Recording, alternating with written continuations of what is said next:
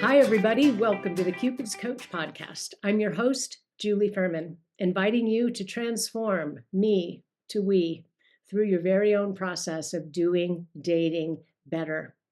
I'm really happy about who I have on the program today. It's my dear friend, my lovely colleague, Katherine Woodward Thomas, and you know her as the best-selling author of Calling in the One and also Conscious Uncoupling. She's a licensed marriage and family therapist, and she is a transformational coach, and she's an amazing angel. Welcome to the program, Katherine.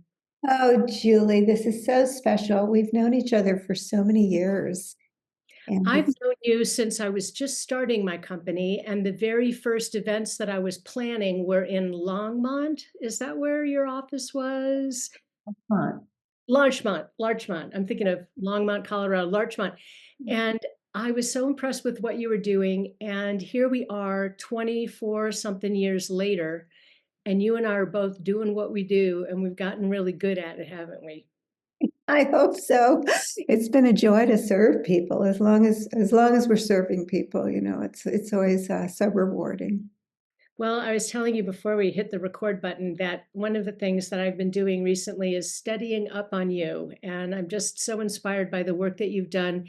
And you have this wonderful $297 version of Calling in the One that's a workshop kind of thing. And you take people through it, but they can do it on their own, right? Yes. Yeah. And that's when you really see how the principles work in action, because there's real people in the program that agreed to be recorded, so that, other people could join us later and just observe. But you get so much out of listening to people applying the principles in their own lives. It's really true. And there are a bunch of matchmakers that do like a boot camp or an intensive coaching program, but they're typically only doing it just for women. And I really love training men and women together of all ages. Is that the way you do it as well? I love when men join us. Men are always welcome. I mean, they are outnumbered, I will admit. Mostly women will be drawn because it's, I think, a feminine system of creation to call in something. It's not go out and make it happen. It's more of a make it welcome. And it's a transformation of who you're being as you're walking through the world. And, a lot of us are walking around from a kind of consciousness that we doubt our value, or we think maybe we're too much, or we're not enough, or we're not really safe to open our hearts. So we have these kind of, defenses up, or maybe we occur as a little bit too eager to get into relationship. That's what I mean by shifting who you're being. And what Calling in the One does is it really puts you in the center of your power as a person, where you're just really centered in almost a pre-conscious knowing of your value, a pre-conscious appreciation for yourself, the recognition that you have the power to learn how to keep yourself safe, you learn how to keep other people safe. So it really is creating love from the inside out. So it tends to be more attended by women, because we women are used to creating like that. But there's a lot of conscious men who show up in the class too. Isn't that Yeah, great? I would say it's for women who love to grow and the smart men who want to grow right along with them.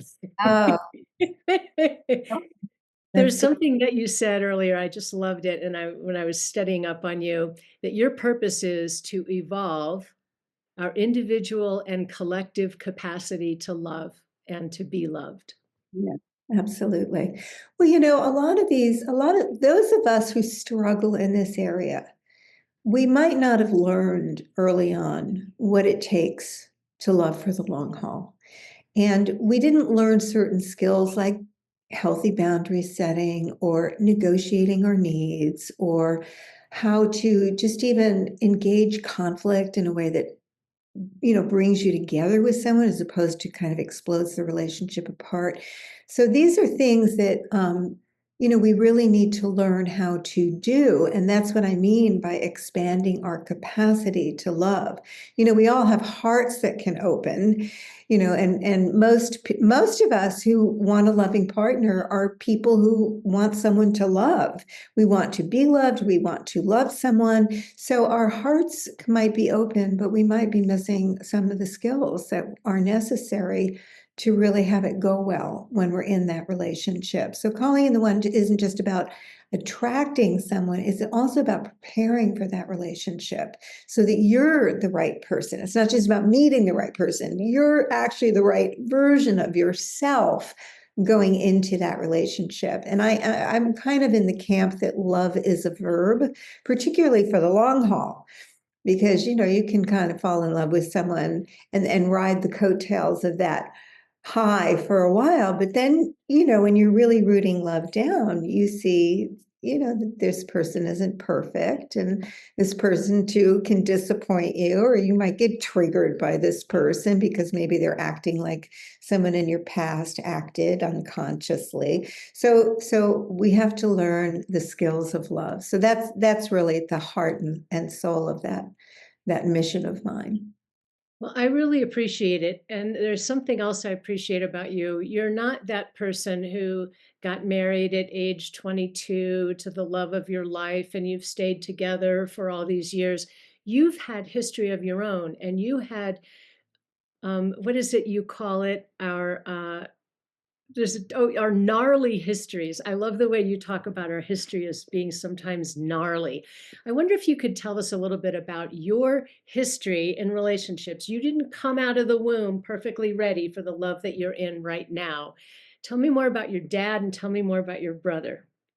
Well, my parents got married because they got pregnant and they were not at all ready to be married. So that was a very ill thought out coupling.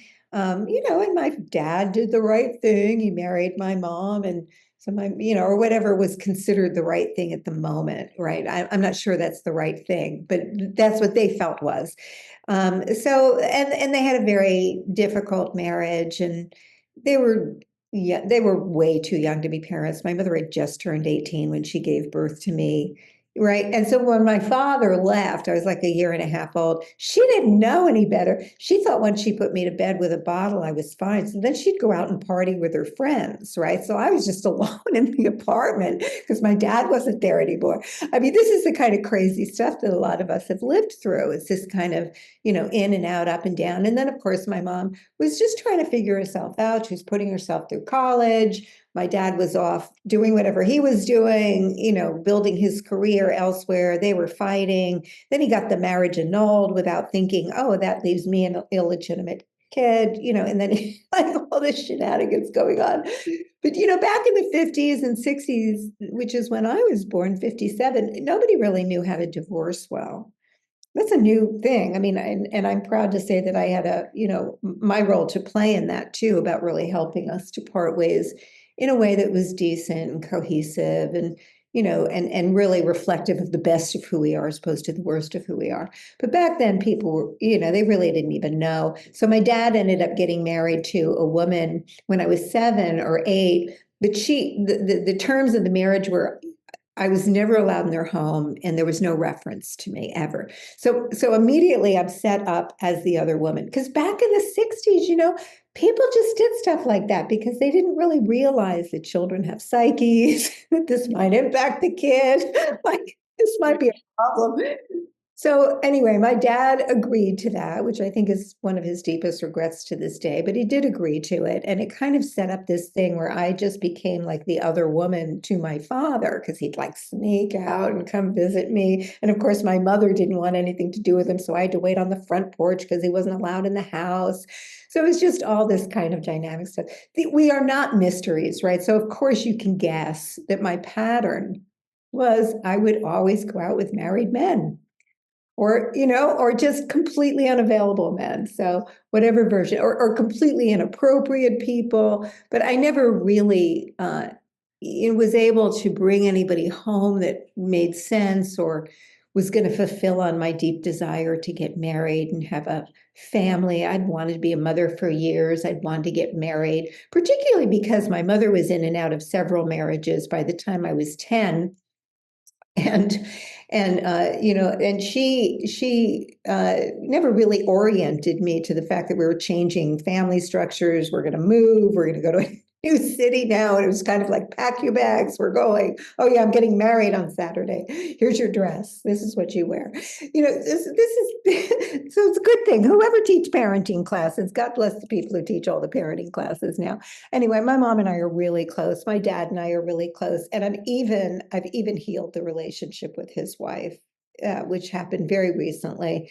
But I will tell you, with calling in the one, it's not so much just about understanding our wounds. I think a lot of us get to the point where we kind of connect the dots. Okay, my dad was a narcissist, and so I date narcissistic men, or my mom was an alcoholic, so I'm always the caregiver in the relationship. We kind of know this about ourselves. It doesn't change the pattern. What changed the pattern for me, and I did a lot of years of therapy sorting myself out, which was, thank God I did it, because it was great work to do. But I always like to say therapy saved my life, but it didn't necessarily change my life. So the patterns that were really ingrained from my childhood around love were very difficult to transform.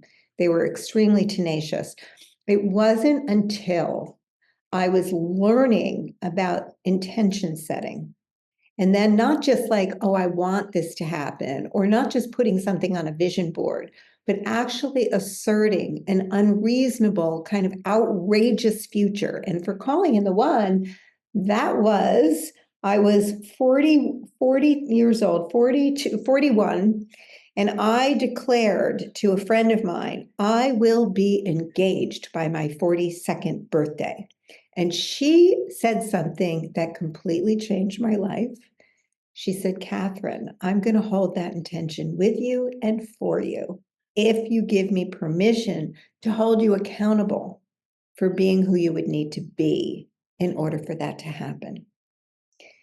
And that was the shift for me, because I suddenly stopped, oh, it's the dating culture. Oh, it's these weird men, or there's no good men out there, or there's only gay men in my city, or, I just had a bad chart for relationship, all of these things that I was trying to blame it on to try and figure out how to fix my chronic, bad, unhealthy, heartbreaking patterns, really. Because, you can say, oh, I was love avoidant because, my father hurt me so much when he did give me up, eventually gave up parental rights to my mother's third husband, which crushed me.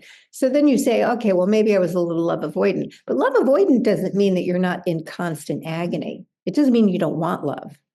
It just means you don't trust it. So you're imbalancing and destabilizing connections, or you're creating deep connections with people who it's never really going to go through anyway. So you don't open yourself to be crushed again. And that was my story. When I looked at how am I the source of this pattern, as opposed to all these external reasons, that was really something I saw. That was the younger part of me, and that was still kind of afraid and hurt. And I had to dialogue with the 10-year-old in me. You're a grown woman now. You have resources, you have intelligence, you can ask questions, you can set boundaries, you can learn how to keep yourself safe. If you do get hurt, you have resources to help you heal. It's understandable that you're creating all this drama and substituting drama for love, but it's not going to be helpful in the long haul, and it's costing love, and that's not acceptable. So I had to be my own good mama. You had to actually look at the question, how am I the source of what keeps showing up in my life? That was it. That question will change everything. And I don't care. I mean, that if you have a money issue, if you have a health issue, that's the first go-to. All right, Katherine, you're the one who took yourself through this process. How did you get to the point where you were willing to even see that you had something to do with the circumstances that would show up in your life over and over again? looking like different people, but really the same situation. How That's did you a, discover, like, what did you do? it was that declaration I made to my friend. I will be engaged by my 42nd birthday. And then when she, in response to her saying, can I hold you accountable to be who you need to be for that to happen? I said, yes, you can. And I began to hold myself accountable to be. Now, did I know if it was going to happen? Of course not. But it was almost like if somebody commits to being an Olympic athlete, you don't know you're going to win the Olympics, but you got to be all in and going for the gold. And that's how I took this on. But the game to me wasn't so much to get a husband. And actually, I'm grateful for that because I actually got a proposal from a man several weeks later, which was a real breakthrough because I hadn't had anybody propose to me since my high school boyfriend. So actually, there was one other guy, but I was 19 years old, right? So it almost doesn't count. This is 20 years before. And I turned him down because I knew he wasn't the right person for me. So it wasn't just about going out to get somebody to marry me. It was about really manifesting the right person for me. And it was really about then becoming the right person. That was the game I was playing. And of course, I wanted it to happen by my birthday. That was just a few months out. But it was a commitment that I made to myself to really look at it from this perspective. And when I did, Julie, I saw a ton of things that I hadn't ever really seen before. Like, for example, I had this deep sense of self that I'm alone. Now, I told you my mom used to leave me in the crib, all in the apartment, all alone with me and my bottle. And so you can understand from a psychological perspective where that came from. It was very deeply rooted. It was even before I had language. It was just this felt sense in the body. I would drop down into it. And I think identity-based wounds, where we come up with these I'm not good enough or I'm alone, they tend to be very young. And so some of them are outside of language. I've worked with people that they formed a sense of not being wanted when in the womb. There was one woman who had a mother who finally admitted that she had tried to abort her a couple of times. But she was always walking around with this like deep sense that nobody wanted her. And that center of identity was causing her, Julie, to show up like this really aggressive, in your face way, because she always anticipated rejection. So she had to get it all in before you rejected her, which of course then made people back up from her. And then she felt rejected, right? So this is how we're the source of our own experience. This is what we're looking at. In the forum, the landmark forum, which I did for a few years ago, but I really loved it. I thought it was fabulous. You know, they call that your racket, or where you're just kind of perpetuating some way of being. But what really got introduced to me then in that program was the word ontology, the ontological shift. And the ontology is the study of who are you being. Right? So are you being I'm alone? Are you being I'm not wanted? Are you being I'm not safe? Because it's going to generate something in the relationship and almost set you up to get re-wounded in the same way that you were originally wounded, right? Very familiar. It feels right on target, just the way it always goes. And then you're right about what you think about men and all that. Just my fate to be living this story, right? So here I am. I have a default of I'm alone. Other people always leave me, and I can never get my needs met from anyone. So that was a perfect setup for going out with married men, because I had no criteria that this would be a person who would absolutely be available and capable of meeting my needs, right? It wasn't even on my agenda. Chemistry was on my agenda. Intelligence, charisma, how he Oh, like all this stuff that had I nothing, don't trust charismatic men anymore. for Like, good I know too much. reason. And I hold space for the possibility that someone has evolved themselves and they have good I character. get them twice because my father was that way. And, I was always attracted to the charismatic guy. So it looks to me like you made this declaration with your friend. There's power in making a declaration like that to another person, right? And then you sort of intellectualized it, but there was a point where you had to muster up the courage to be differently than you had been. Yeah. Well, I think that, I mean, I have for decades done spiritual practice in one form or another. And I mean, these days, my main spiritual practice is writing. I love to write letters. I wake up, I write letters to God. So all the chatter in my head, I'm talking to the universe, and I'm asking for wisdom, basically. And at the end, and you could write it, Dear Wisdom. I write Dear God, but you could say Dear Wisdom, because I'm looking for a higher perspective on whatever I'm struggling with. And the letters then that come back to me, Dear Katherine, when I ask, please write through my pen, they always have this, really elegant kind of way of reframing everything that I'm inside of that really fits into this mission of expanding my capacity to love and be loved.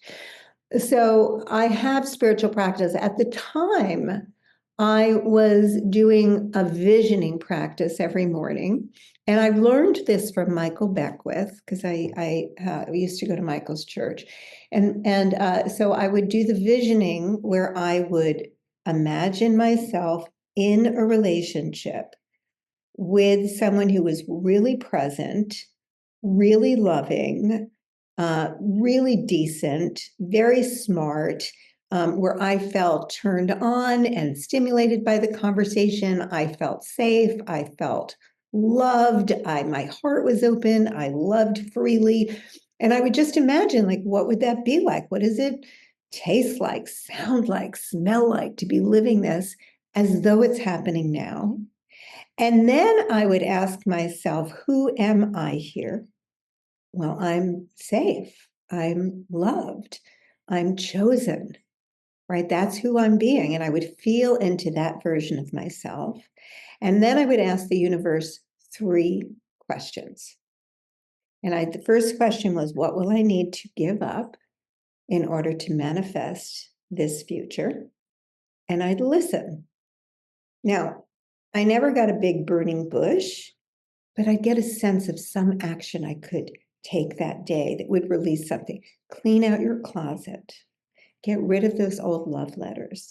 Give up the resentment that you have to your mother, right? Let go of your old boyfriend. He's not coming back, right? So those I would hear, like, because we all know on some level what we need to give up next. And then I would say, second question, how will I need to prepare and grow in order to receive this into my life? Now, that was a really big one. You will need to start showing up like a woman of value. You will need to show up like a woman who values herself, who takes the time for self-care, who knows what she wants, what she needs, what she's feeling. You will need to know how to express that to somebody in order to assess their level of maturity and availability. You will need to know how to engage conflict with people. And so, of course, I don't know how to do any of these things yet at the time. And I was willing to make mistakes. I was willing to try it out. I was willing to read a book on it or ask a friend, how do you do that? I was willing to learn. I had a growth mindset. That's what Carol Dweck wrote the book Mindset. She distinguished between a fixed mindset and a growth mindset. The fixed mindset is you're kind of anchored in a I'm not good enough or I'm not safe, and you're just trying to protect yourself all the time because any evidence to the contrary, you're perceiving it as validation of that old story. But a growth mindset is open to failure and mistakes because you're learning, and there's just this inherent trust that you are good enough, that you are just learning, and mistakes are good because that's how we all course correct. And then the final question I would ask, what's my next step? So the problem that a lot of us are having is that we overanalyze ourselves. The next step is an action step. Pick up the phone and tell your mother you love her, or pick up the phone and set a boundary with that friend, or go out and buy yourself an outfit to date, or go out and get 2 nightstands for your queen bed, so that and take it out of the corner, right? I'm calling the one I write about how when I first did this, I didn't even realize I had a queen bed, but it was pushed up against the wall. You could only get in from one side.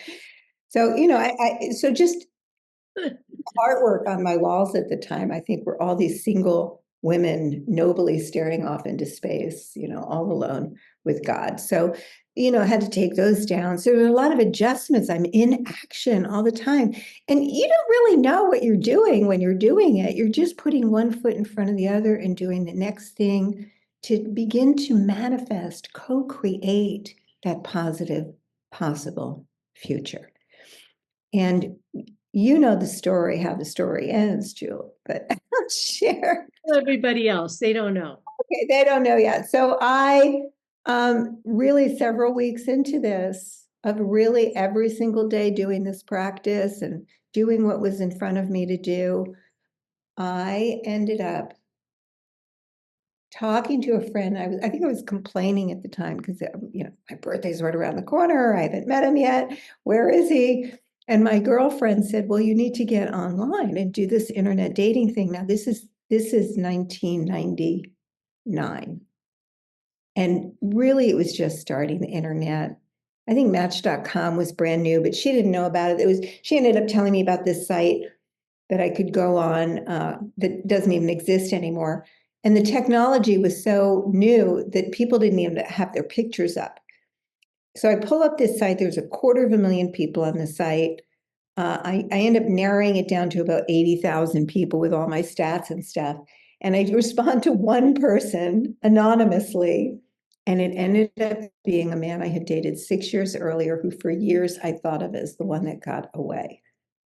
And we went out, we were engaged in a very short amount of time, married the next year. And then the following year, I gave birth to our daughter. Did he know when he was first engaging with you that you were the one from 6 years earlier? Did No. not. And I hurt him too. I had hurt his heart. So I had to tell him, and then, but he said later on, if it wasn't for such an obvious miracle that we were supposed to meet, that he would have run the other way, because I actually really hurt him. Why? Because he was available to me. I didn't date available people. I sabotaged it. You're just the one person on the planet who can actually acknowledge all of that. Oh my gosh. All right, Katherine Woodward, you've worked with an awful lot of people, coaching, they've read your books, they've gone to your workshops. Can you give me an example of somebody who was really messing up their love life and then went through this process and voila, things shifted? You have an example for us? There's so many people. I think, the ones that I really love to tell are people who really felt that they were the least likely candidates to find love. Right? Because I think most of us feel that way, or many of us feel that way. Not everybody. Some people are just confused because they know their value, and they're just confused that they're not finding the right person. But for the most part, I have found that most people have kind of, well, I'm in too much debt, or, well, I have a disabled child, or, I have some kind of physical challenge. I'm physically different than other people. And one woman I met was 100 pounds overweight and just felt so hopeless, about ever really meeting somebody. And really what she had to do was challenge that belief that she didn't necessarily have to lose 100 pounds. It wasn't some mountain she had to climb before she'd be good enough to find somebody who would love her. And indeed, she really just had to have the courage to claim, I will be in a loving, committed relationship with my soulmate by the end of this year, and just start showing up in a way that was co-creative of that possibility, which meant that she went out more, she met people, she let people know she wanted to meet people, she started, dressing up in the way that expressed her beauty with what beauty she had and what she could own and be responsible for. She owned her sensuality. She started dancing, all that kind of stuff. And she did end up meeting a wonderful man who himself was not overweight at all, but just thought she was the most voluptuous, delicious woman. And they ended up, and he loved her, the way she thought and the way she saw the world. And they were both artists. They were artists in the realm of, creating films and things like that. And they ended up creating a production company together, and they work together to this day. So, things like that, I really, those stories move me. There was another woman who had a physical challenge in that she was born with a kind of arthritis that made her arms shorter than normal, and she couldn't really lift her arms past a certain point. So she had a good professional career. She was a social worker. She made a difference in the world. And she was an advocate for people who were differently abled. But her mom came to her apartment every morning because she couldn't brush her hair. And so her mother, she was in her 40s, and so she felt kind of hopeless about love. But she had the courage, without knowing how it could happen or who it would happen with or when or where or any of that. She just said, I am a woman who's worthy of being loved, and I'm going to set an intention to be married by, and I can't remember what date she said. I like putting in the timeline because it creates urgency around needing to change now, not just some place in the far off distant future.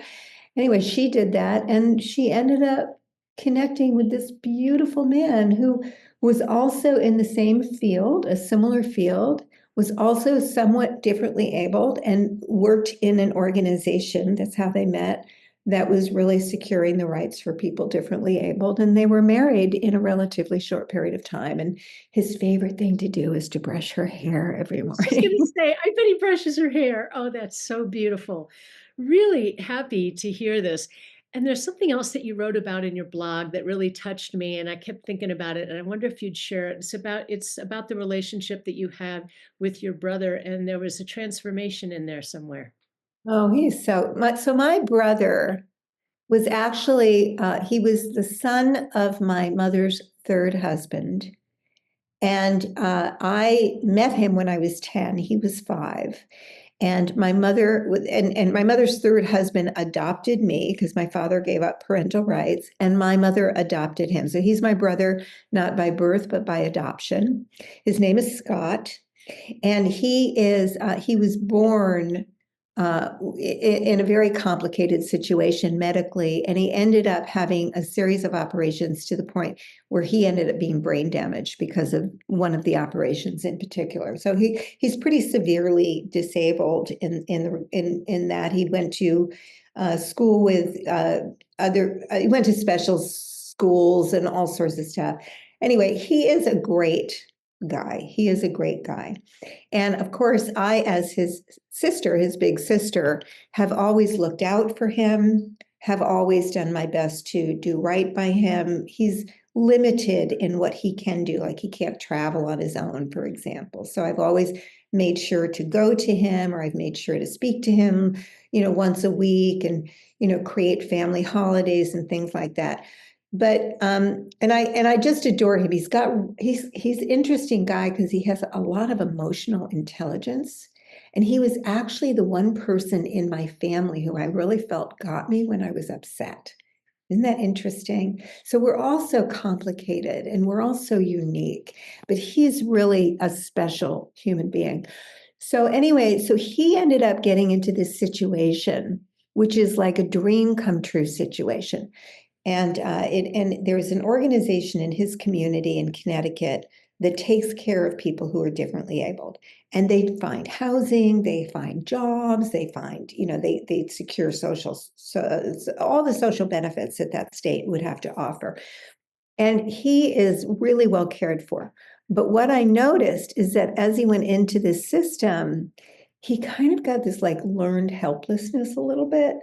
And it was more like, he was almost like, people were waiting on him hand and foot, because now he has aides that come to the house and it's their job to do things for him. So I noticed that he's getting a little entitled. I notice I'm feeling a little bit drained by his energy sometimes because he's like, can you do this for me? And can you do that for me? And really, the truth is that my own high functioning codependence was a little bit out of control because I wasn't creating mutuality with him. I was just trying to do everything he needed and wanted. So I realized that kind of went bankrupt because I got a book deal last year and it was on a timeline for me. And I really had to pay attention to the book. So when Scott's pulling on me and asking me, he's texting me all the time for these things that, can you get this for me? Can you get that for me? So I realized, oh, you have to actually ask him for more mutuality. So I called him up and I said to him, look, I love doing things for you, but right now I need you to do things for me. He said, what can I do for you? I said, well, I'm writing this book and it's really hard. Like it's really hard sometimes to discipline myself. And when you're texting me all the time, I lose the thread and I forget what I'm supposed to be doing. And then I start taking care of you and I'm not doing my writing. I said, would you please, number one, stop asking me for so much. And number two, can you please just encourage me to keep writing? Well, he got it, Julie. And he started writing me these texts every day. And you have to get how adorable he is because his style of writing is this is how he texts. I, period, am, period, thinking, period, of, period, you, period, keep, period, going, period, keep, period, writing, period, sis, period. And so every day he started writing these texts to me, which were like manna from heaven, right? I think that sometimes we just get so codependent and we forget that Yeah. we can ask things in return and we can expect more from people and that's good for them and it's good for us. So this is me keeping relationships healthy and not just jumping in like a big rescuer, like it's my job to do all these things for him, but I needed to expect more and I'm happy to say he really rose to the occasion. Amazing. I was really inspired by the blog, and I'm so glad that you shared it with us. The two things that I really appreciate about that situation is that he's the one in your family that in many ways is most compromised, and yet he's the one that you always felt got you. Yeah, he has emotional intelligence. Yep. Uh, yeah, And then he. the second part was that you asked for what it was that you needed instead of treating him like he's the person who always needs help. Guess what? I have a boundary here. I have some work I need to do, and I need your help. And that requires a person who has self worth and self value to actually say that. So, for some people who are listening, that's the next thing is to actually value ourselves enough to let other people know what it is we need and how we need it. And we'll be surprised at who steps up to the plate and shows up for us. Yeah, absolutely. So beautiful. All right. So, Catherine, I'm going to be telling a lot of the people in my world that if they really want to get prepared to love and to be loved, that they should jump into Calling in the One, your course, because it's masterfully designed. I want you guys to know I went ahead and bought the course and have been working through it myself because I want to know what it's like. And I know there's another level of love for myself that I can generate through my relationship with Catherine, and you can too. So I'm just really happy that you've created it. And you'll give me some type of a link, Catherine, that I can share with all of my people. And I'll put it in my resources section and I'll share it readily. Anything else you want to say to the people in my world about what you do and how you do it and how you can serve? Thank you, Julie. You're just one of my favorite people in the field. Your level of integrity and intelligence, the way you are so generous with your heart and so authentic about your own journey. I just love the opportunity to kind of, even frame you and your work. Thank Um, you. It's so beautiful. especially now at a time when the dating industry has become so commercialized, and I hear it from people every day. They're aggravated. They're looking for solutions. They're not happy with online dating, the way that it's going. Online dating is sort of tanking. People they've had it, which is causing people to have to work a little harder to provide value. More on in-person events are happening more, and teaching people more how to flirt, all that good stuff. But we still have to have the vehicle. How are we going to go about doing it? And so to have someone like yourself that can plug in to help us get there on the inside, that helps a lot. I did another podcast with Kimmy Seltzer, who's the image consultant, and she does something totally different. She does like from the outside in.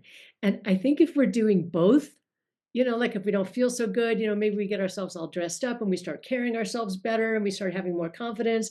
Like the lady you were talking about who was heavy, but she started dancing and being in her body. And then something of that movement, guys can feel it that she's in her body. They can feel it that she knows she's worth it. That is much more sexy to a guy than the lady who looks like Barbie and is standing there with her arms crossed, judging and evaluating, right? Absolutely. Absolutely. That's Man, right. oh man, I'm so glad we did this. Thank you for your time today, Katherine. I love you to pieces. I'll talk to you soon. And ladies and gentlemen, you go out there and you transform me to we for yourself. Thanks for being here.